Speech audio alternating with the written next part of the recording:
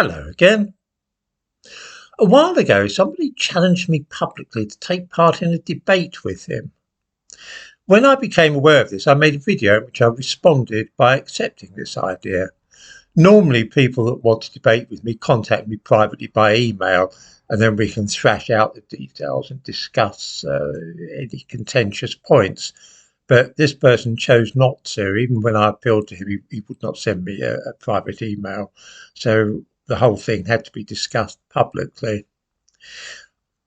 I made a video in which I responded to this idea, but unfortunately, within a matter of hours, he'd gone off it and said that he couldn't consider doing such a thing without first taking legal advice, or legal counsel, as he put it. This was peculiar. I have never in my life had to consult my solicitor before debating with people on YouTube. Something I've done half a dozen times, by the way. Why ever would I need to do such a thing? However, there we are. It seems that the idea of signing one's name to rude and unpleasant things which one says about somebody is now seen as a dangerous and revolutionary action.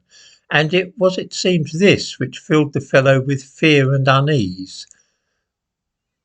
There are surely, though, other people out there who would relish the opportunity to tear me limb from limb verbally and expose me for the cold-hearted racist which they seemingly take me for. There is, for example, a young man in the United States who believes, or purports to believe, that I'm suffering from dementia, brought about from AIDS. I wonder if he might wish to speak to me face to face on the internet and explain his views to us all.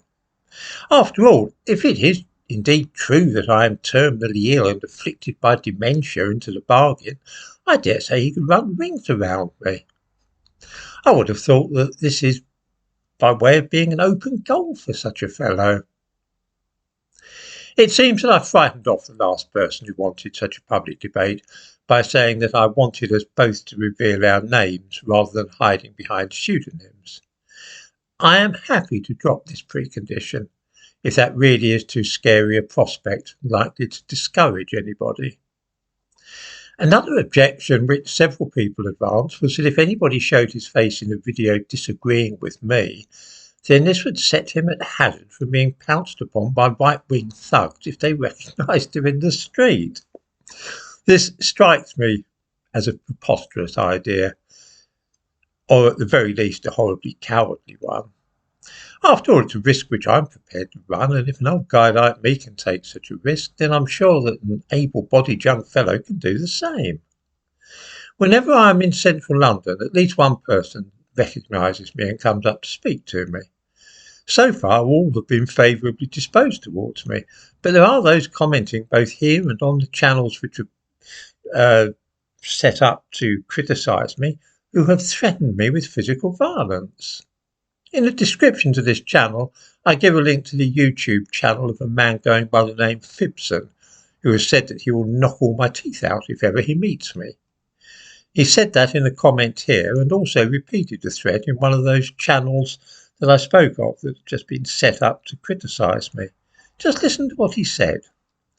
Simple Simon reported my comment and put me in YouTube prison because he was gloating and lying about people stopping him in the street and thanking him and chatting with him. He encouraged people that if they saw him in the street to please continue to come up and say hello, to which I said that if I ever saw him in the street, I'd nut every tooth out of his fascist face. I didn't, by the way, report this fellow to YouTube at all. I simply ignored him, which seems to have made him furiously angry. Now, if I can take the risk of meeting such a person, then I think others might be prepared to take a similar chance. What I am proposing is very simple. It's easy enough to contact me by email via this channel.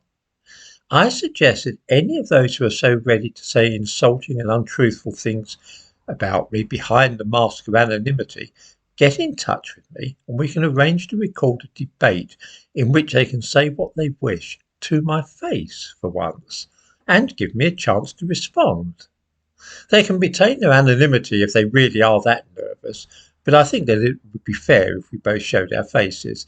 They can conceal their names if they wish, and even use a speech synthesizer instead of their real voices. Then I shall publish the debate here. If I do not hear from any of those who delight in making silly comments here, comments to which they are too cowardly to attach their names, then I shall conclude that they are both scared of having an actual conversation with me in case they find themselves defeated in argument, and also that they are more cowardly than an old man who is willing to put himself at hazard simply to say what he believes without hiding his identity. That's a strange thought. Can it be that rather than being alarmed at the prospect of meeting one of these mythical far-right thugs who will bash them up, these characters are actually afraid of me?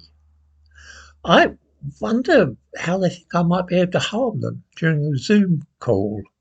Will I be sarcastic, do you think, or perhaps mock their opinions?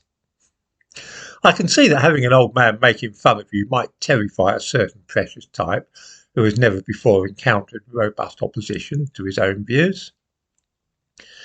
I think that if nobody is willing to take me up on this, then we are all entitled to form our own opinions about the character of those who are only able to skulk in the shadows and fear the light of day. And I'm bound to say the opinion I shall form is very unlikely to be a favourable one.